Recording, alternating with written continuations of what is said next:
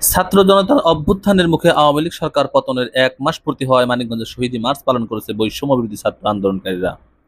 বৃহস্পতিবার দুপুর ২টার দিকে মানিকগঞ্জের খালপাড় এলাকার শহীদ রফিক চত্বরে শহীদী মার্চের আয়োজন করা হয়। বৈষম্য বিরোধী ছাত্র আন্দোলন মানিকগঞ্জের ব্যানারে আয়োজিত শহীদী মার্চে জেলার বিভিন্ন শিক্ষা প্রতিষ্ঠানের শিক্ষার্থীরা অংশগ্রহণ করেন। এ সময় মানিকগঞ্জের সমন্বয়ক ওমর ফারুক, রমজান মাহমুদ, আশরাফুল ইসলাম রাজু, মেহরাব, মিজানুর রহমান, নাসিম খান, সেলিমুল ইসলাম, মুজাহিদুল ইসলাম ফুয়াদ প্রমুখ উপস্থিত ছিলেন। সমন্বয়কারীরা বলেন, গত ৫ আগস্ট ছাত্র জনতার অভ্যুত্থানে স্বৈরাচারী শেখ হাসিনা পদত্যাগের মাধ্যমে একটি নতুন বাংলাদেশ পেয়েছে দেশবাসী। এই স্বাধীনতা যেন কোনো অপশক্তি ছিনিয়ে নিতে না পারে, সেই দিকে ছাত্ররা সবসময় সজাগ আছে এবং থাকবে। খুনি হাসিনা নির্দেশে শহীদ আবু সাঈদ, মুগ্ধ আর রফিকের মতো যে সকল ছাত্ররা নিহত হয়েছে তাদের তালিকা করে খুনি হাসিনার বিচারের দাবি করেন তারা। বৈষম্যবিরোধী ছাত্র আন্দোলন মানিকগঞ্জের অন্যতম সমন্বয়ক আশরাফুল ইসলাম রাজু বলেন, রক্ত দিয়ে দেশকে স্বাধীন করেছি, তারা রক্ত দেয় নাই, তারা পলাতক আছে, তারা এখনো মাঝে মধ্যে আমাদের মাঝখানে ঢুকে বিশৃঙ্খলা সৃষ্টি করতে চায়, তারা সারল্য তৈরি করতে চায়। তারা যদি কখনো মনে করে যে এখনো তারা আমার সামনে এসে তাদের ব্যানারকে উঁচু করে কথা বলবে, তারা যেন এটা কল্পনাই রাখে, আমরা সেটা হতে দেব না। আমাদের গায়ে রক্ত এখন দাগ এখনো শুকায় নাই, রাজপথ দিয়ে হাঁটতে গেলে এখনো দেখা যায় রক্ত লাল হয়ে আছে মাটি। সেই রক্তের উপর দিয়ে আমরা হেঁটে তাদেরকে আমরা এই বাংলাদেশে ওভাবেই অস্তিত্ব করে গড়ে তোলার বিরুদ্ধে পড়া। আপনারা সকলে সজাগ থাকুন, আপনারা সকলে রাজপথে একত্রিত ভাবে ঐক্য করে তুলুন। এখন অনেক সুশীলকে দেখতে পাচ্ছি, তারা বলতে চাচ্ছে যে শিক্ষকরা লাঞ্ছিত হচ্ছে, অনেক লাঞ্ছিত হচ্ছে। আপনারা ঘুষ দিয়ে দেখেন, তারা প্রত্যেকটা আওয়ামী লীগের দালাল। এই দালালদেরকে আমরা আর কখনোই এই বাংলাদেশের মাটিতে মাথা উঁচু করে দাঁড়াতে দিব না। অন্যতম সমন্বয়ক রমজান মাহমুদ বলেন, আওয়ামী লীগ, যুবলীগ, ছাত্রলীগ, স্বেচ্ছাসেবক লীগ সহ হাসিনার দোসররা এখনও দেশে বসে নানা ষড়যন্ত্র লিপ্ত রয়েছে। প্রশাসনেও তারা ঘাপটি মেরে বসে আছে। এদের সম্পর্কে সজাগ থাকতে হবে। ৫ই আগস্টের পর সেই চেতনাকে যারা ছিনিয়ে চেতনাকে বিরুদ্ধে যারা কাজকর্ম করছে, তাদের বিরুদ্ধে এবং তাদের পিঠের চামড়া উঠিয়ে দিতে হবে।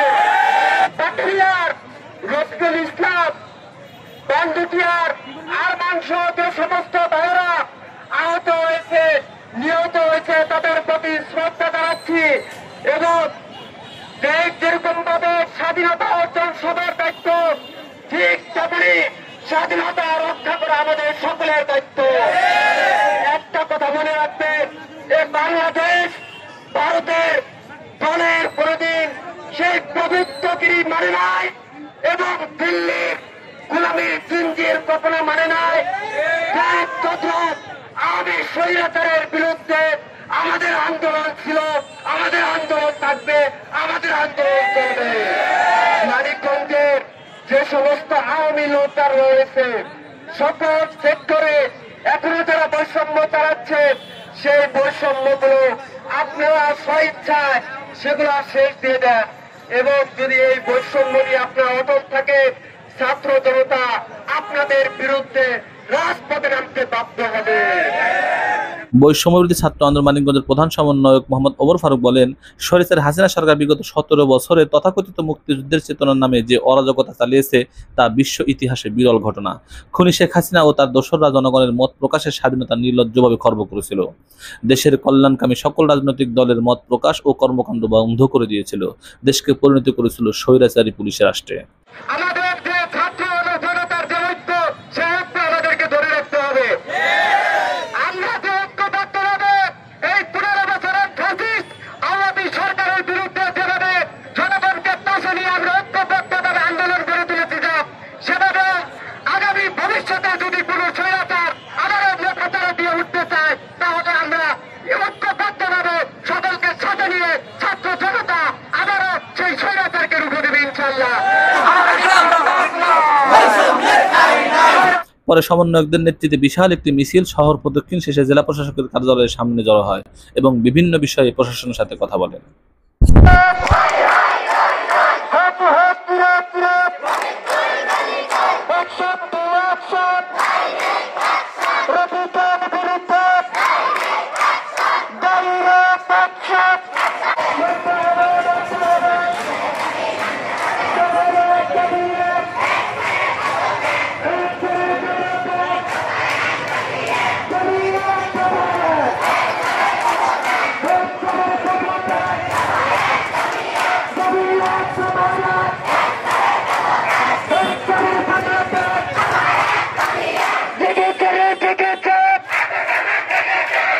শতাব্দী লিখেছে